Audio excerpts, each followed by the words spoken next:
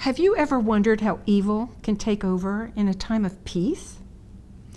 This is the story of the noble house from my book, God's Wake-Up Call by Nancy Hilton. There was a noble house of the Lord. The Lord was the wisest in the region and knew his responsibility was great. He listened to his people and made his decisions with great wisdom. His esteem was large, for his virtue was well known, and his fairness always apparent. He loved his people.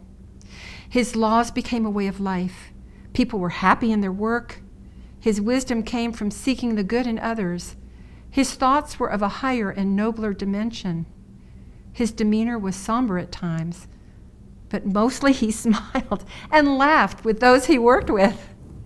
He was saddened when people would not let him help. If that happened, he wiped away his tears of disappointment and went on to other work and other people. Then one day, a visitor appeared and tore down his house with words of censure, criticism, and calamity. The visitor said, "Life is too good and too many people are happy. This is not the way of the world. Look at the disease, decay, and destruction. Look at the killings and earthquakes and famine. Change your lives, people of this kingdom, for the noble Lord has deceived you into believing that life is happy, quiet, and filled with love and peace. Wake up to the real world and be deceived no more." The noble Lord was appalled at the words of the visitor. The peace his people had long enjoyed was splintered by the pain the visitor foretold, because they believed him. They began to hide away in fear of each other and lock their minds.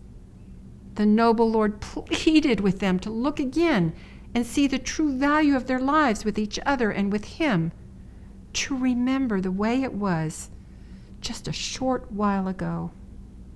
The people grumbled, for they saw the riches of others and coveted them. They saw the clothes and the fine jewelry and sought them, and the vices of the world.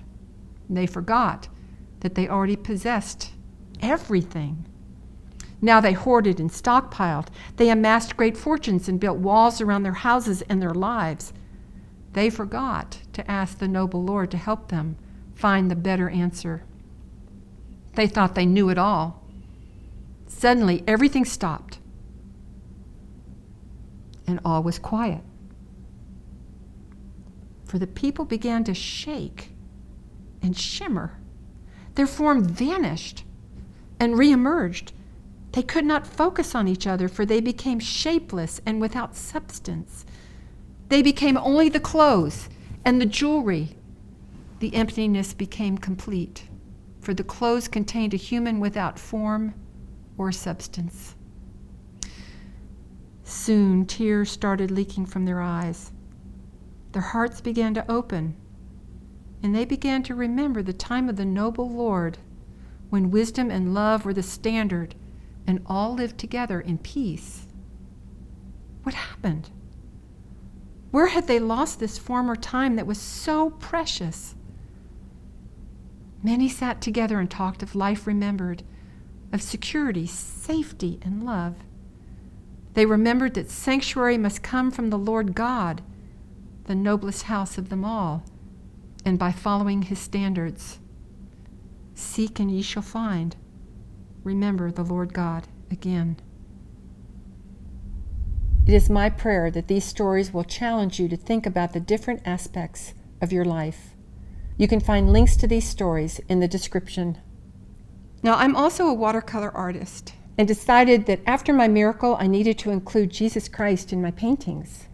That's why I created my website, hiltonartist.com, so you could actually download any of these watercolors for your personal use for free.